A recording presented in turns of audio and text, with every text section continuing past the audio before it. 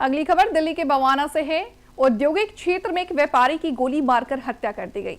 मृतक की पहचान वैभव के रूप में हुई है। सनसनीखेज वारदात के बाद इलाके में दहशत का माहौल है। पुलिस मामले की जांच में जुटी।